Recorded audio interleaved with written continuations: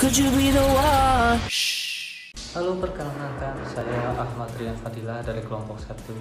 Sebelum masuk pada pembahasan materi kami mengenai disruptive information tentang komputer, kami ingin menjelaskan sedikit bahwa berinovasi adalah salah satu cara kita untuk mengatasi perubahan ketidakpastian pasar.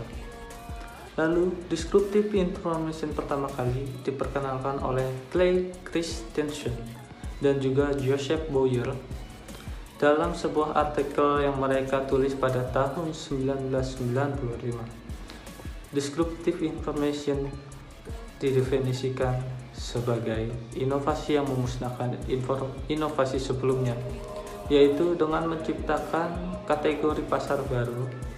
Misalnya, komputer yang hampir memusnahkan teknologi mesin tik pada zaman dulu. Teknologi laptop juga hampir saja memusnahkan teknologi komputer, tentunya dengan pasar barunya. Maka dari itu, setiap perusahaan harus aktif dalam memantau semua teknologi baru yang muncul terkait dengan industrinya, karena inovasi yang memusnahkan biasanya datang dari bawah. Ada beberapa hal yang harus dilakukan perusahaan dalam mengantisipasi munculnya disruptive information itu, yaitu dengan cara 1. Perusahaan harus selalu memantau munculnya teknologi baru, terutama yang terkait dengan industrinya yang sedang dijalaninya sekarang. Yang kedua, selalu memonitor arah perkembangan teknologi yang saat ini sedang dijalani. Lalu yang ketiga, membuat unit bisnis terpisah untuk bisa mengoptimalkan teknologi baru yang sudah diakuisisi. Perkenalkan, saya Dea Malinda dari kelompok 1 untuk mata kuliah Sistem Informasi Manajemen. Saya akan menjelaskan tentang inovasi atau teknologi yang terakhir mengenai materi saya. Laptop menjadi perangkat yang sangat membantu pekerjaan manusia. Berbagai macam fungsi yang dimilikinya memudahkan urusan banyak orang, terutama para pelajar, mahasiswa, pekerja, freelancer, dan yang lainnya. Dan laptop sendiri sering disebut sebagai komputer jinjing. Ini tidak lepas dari fisiknya yang dapat dibawa kemana-mana. Bentuknya yang kecil, lebih efisien, fleksibel, dan efektif digunakan dibandingkan dengan komputer desktop yang memakan ruang dan daya listrik. Lanjut ke penjelasan berikutnya. Laptop berasal dari kata lap yang artinya pangkuan, sedangkan top artinya atas. Jadi, secara sederhana, pengertian laptop adalah komputer kecil yang biasa digunakan di atas pangkuan. Dan bentuk laptop sendiri, bentuknya kecil, ringan, fleksibel, dan dapat dibawa kemana-mana. Laptop sendiri terdiri dari beberapa komponen yang mencakup casing, perangkat input atau output yang merupakan keyboard, monitor, touchpad, dan lain-lain. Motherboard, baterai, dan juga perangkat lunak berupa sistem operasi dan aplikasi-aplikasi.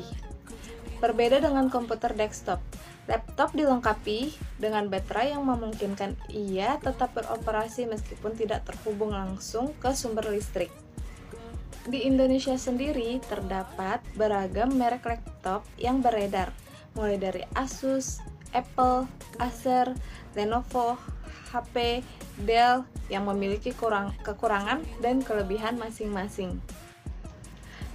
Dan selanjutnya, adapun ketika kita ingin membeli laptop, kita harus memperhatikan spesifikasi yang dimiliki oleh laptop itu. Spesifikasinya apa saja sih? Biasanya berupa yang pertama, tipe atau jenis laptopnya, entah itu Acer, Asus, ataupun yang lainnya. Yang kedua, prosesornya, ada Intel, AMD, dan lain-lain. Yang ketiga, ukuran layarnya, ada yang ukuran 10, 11, 12, hingga yang lainnya. Dan yang keempat adalah sistem operasi seperti Windows 7, 10 Premium, Enterprise, dan yang lain-lainnya. Dan yang kelima, kapasitas RAM. Yang keenam, hard drive atau hard disk. Yang ketujuh, ada optical drive. Dan yang terakhir adalah konektivitas dan fitur-fitur pendukung seperti webcam, wifi, bluetooth, dan lain. Halo, perkenalkan saya Vika Runia.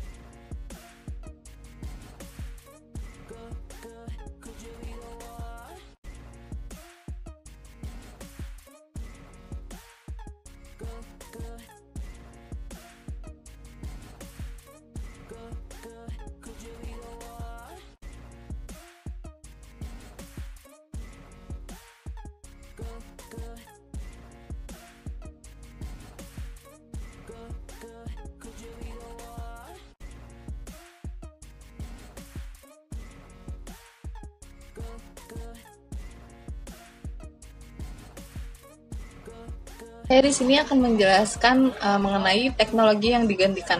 Bagaimana sih kondisinya saat ini?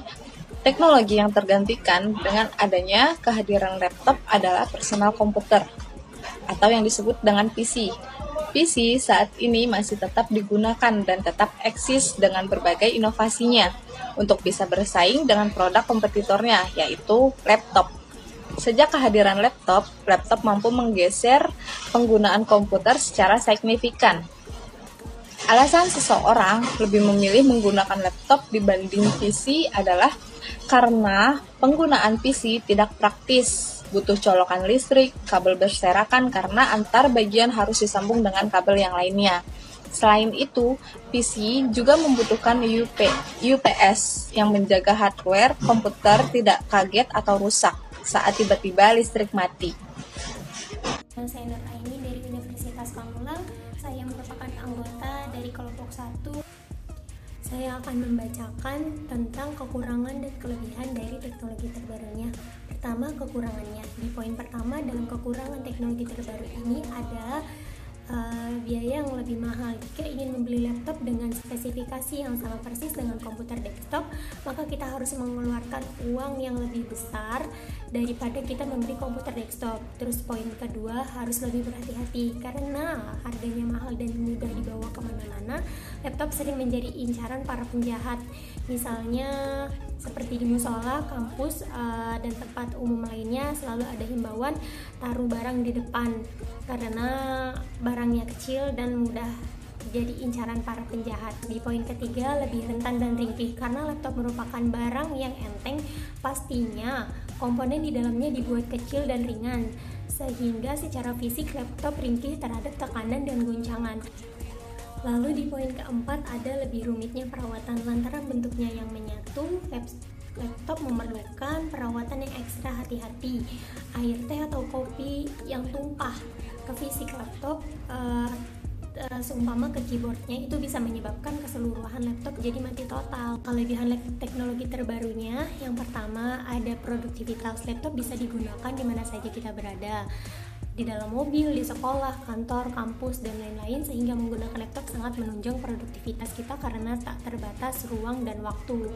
Poin kedua, kemudahan akses. Menggunakan laptop kita bisa mengakses internet atau file-file yang kita butuhkan setiap saat dan dimanapun karena laptop sendiri dibekali baterai yang berdaya tahan hingga 8 jam gitu. Jadi saat digunakan kita tidak perlu menggunakan arus listrik seperti komputer desktop. Poin ketiga, pada kelebihan teknologi terbaru ini ada ukuran. Laptop yang memiliki ukuran dan volume yang lebih kecil juga lebih ringan dari PC atau komputer desktop, sehingga mudah untuk dibawa kemana-mana, dipindahkan dan disimpan di tempat yang terbatas seperti di dalam tas dan juga di dalam laci. Poin keempat dari kelebihan teknologi terbarunya yaitu ada konsumsi daya yang rendah. Laptop lebih hemat berkali-kali lipat dibanding konsumsi daya listrik jika dibandingkan dengan komputer desktop. Sebuah laptop bisa menggunakan daya hanya 20-90 watt dibanding dengan desktop yang bisa menggunakan daya listrik hingga 100-800 watt. Baik dalam jangka pendek maupun jangka panjang, tagihan bulanan listrik akan sangat berpengaruh. Perkenalkan, nama saya Siti Haryati. Saya akan menjelaskan tentang analisa kelompok kami mengenai teknologi selanjutnya. Asumsi bahwa dalam 2 tahun mendatang atau mungkin kurang lebih dari itu, peran laptop bisa digusur oleh smartphone mulai santer terdengar.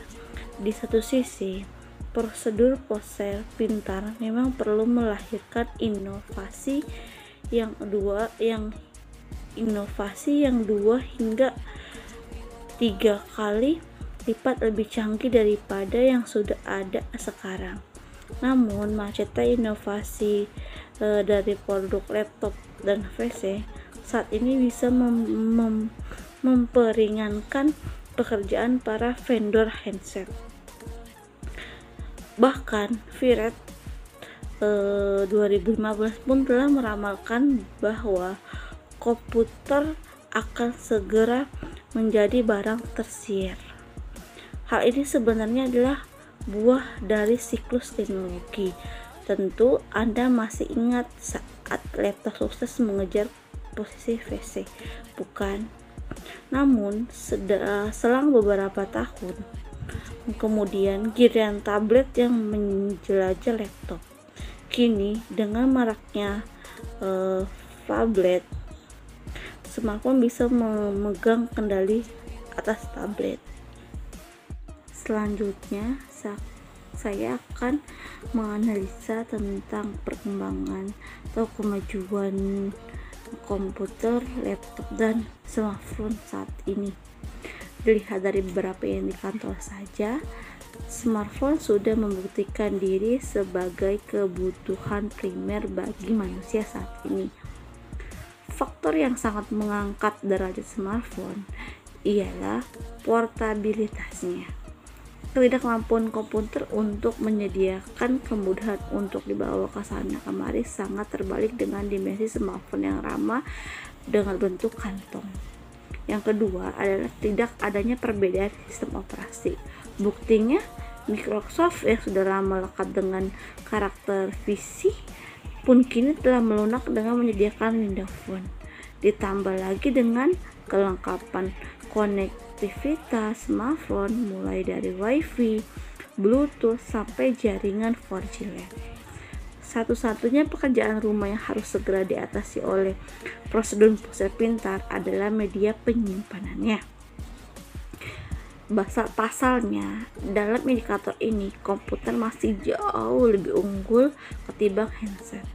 Tengok saja bagaimana komputer sudah mampu menyediakan penyimpanan hingga satuan TB.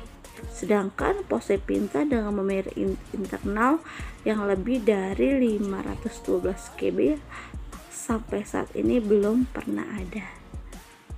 Nah, kesimpulan dari materi kita ini, komputer yang berbobot berat dan sukar untuk dibawa kemana-kemana menjadi alasan kenapa sekarang lebih banyak orang beralih ke laptop. Karena laptop menjadi pilihan yang sangat baik sekarang ini untuk pekerja dengan mobilitas yang tinggi. Sedangkan laptop memang seakan-akan menjadi salah satu barang wajib bagi yang hidup di area sekarang ini. Dengan adanya laptop, maka pekerjaan kita akan lebih mudah selesai. Hal ini didukung dengan fungsi dari laptop itu sendiri yang bisa digunakan dimanapun.